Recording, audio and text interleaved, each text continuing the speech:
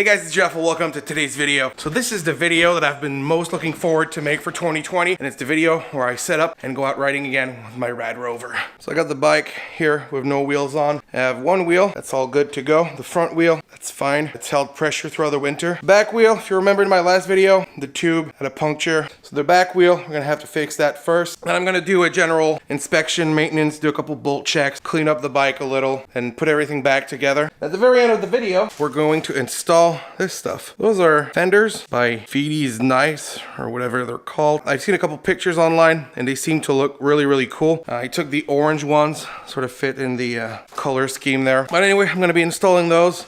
They were super cheap, like 12 bucks on Amazon. My dog's really interested in them. First things first, I'm gonna have to inflate the tube because I don't really recall where the puncture is and I can't seem to visually find it, so I'm gonna give it some air. Alright, that was pretty easy to find. It's right there. Alright, so to remedy this, I have this tube repair kit, and we're going to attempt a tube repair.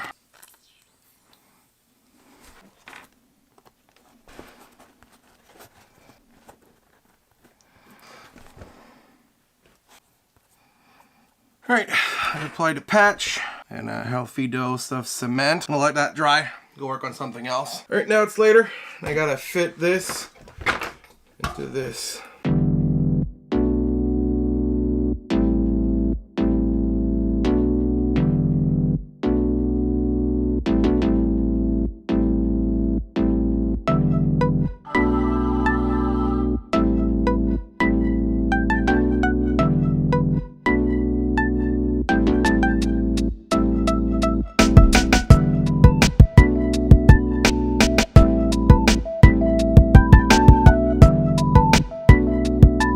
So I've successfully mounted this on my first try. I'm really surprised. Anyway, I blew it up to 22 PSI for now. I'm gonna go assemble the bike and we'll see later if that held or not. All right, so now it's time to put the back wheel back on there. It's gonna be a whole process. Hopefully, it's not gonna take too long.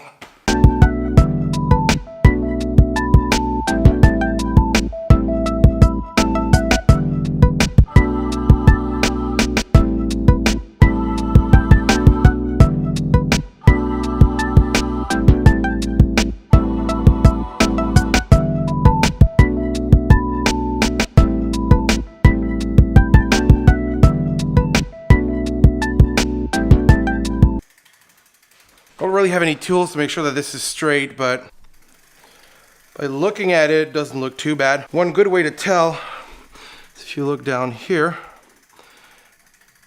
there's no friction on the disc. It means it's going fairly good. So I got that bolted down now. I don't have a torque wrench, so I'm not exactly sure the pressure I put in there is tight enough for now. And I guess I'll plug that in now. In the previous video, a lot of people mentioned that the locking tip should go on the other side of the brake. If you need to take off the wheel when the brake is hot, not gonna be as hard. Yeah, listen. I'm gonna do a quick bolt check now. It's time to take a look at these. This should be fairly easy to install. So you've got two guards, little front piece, a bunch of tie wraps. So I'll set up the front first, I guess. Basically take those like this. Feed them like this.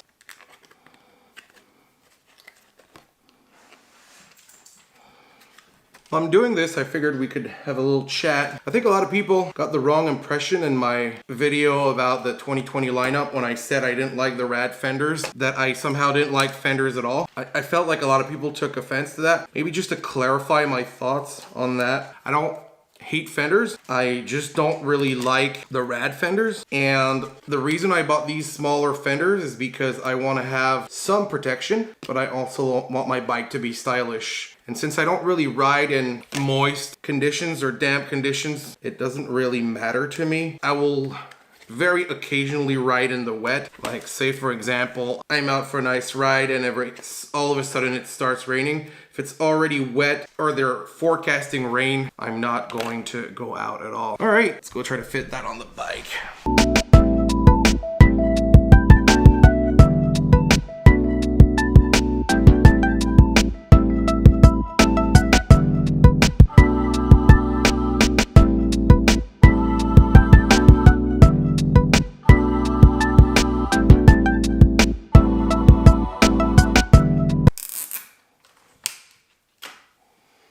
That's great. I broke a clip already.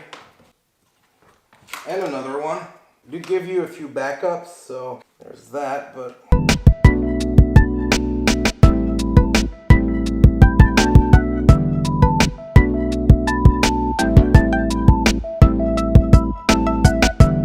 I got the front tied up. I'll leave a chunk tie wrap out for now, just in case I need to tie them up again later.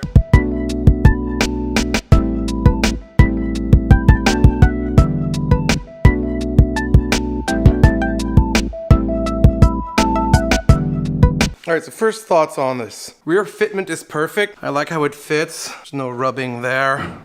Everything looks nice. I think the front looks cool, but to have the top rest here, the sides sort of come over the shock. So normally in the videos, you see them tying like around here, but the way these are made on the Rad Rover and the fork is made, you have to tie them to this part here.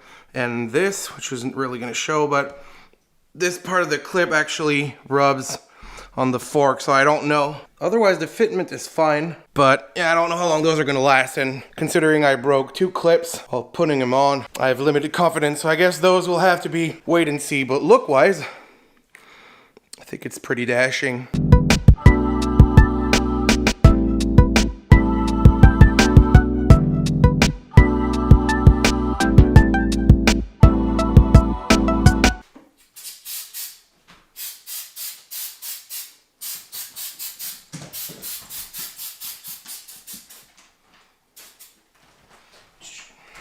Alright, so now everything is lubed up, tightened up, ready to go. I'm gonna drop in the battery and see that every electronic component works.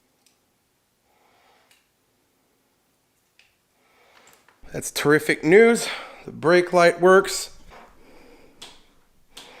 Display works, controller works, the headlight obviously works. Let's take it out for a little spin.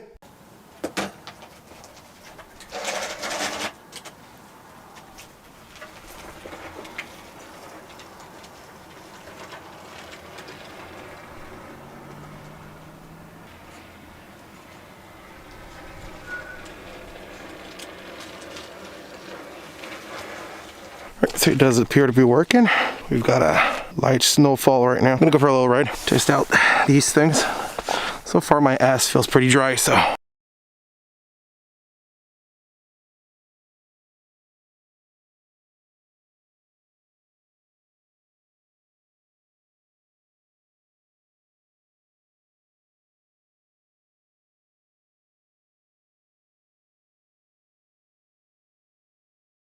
We're now back from the ride. Snow got caught in there. The inside here is pretty clear. Front as well. If you look at the frame, it's not too dirty. This didn't get too clogged up. Looks to be working. If you look at the back of my coat, it's pretty much all dry. Check out my ass. It's fairly dry. So all in all, guys, I think that the Rad Rover with these fadies, knives, or whatever they're called, fenders, works pretty good. And with that said, now it's really the end of this video. Hope you've enjoyed it. Leave a thumbs up, make sure to subscribe, and I'll catch you in the next music or Rover video. Peace, guys.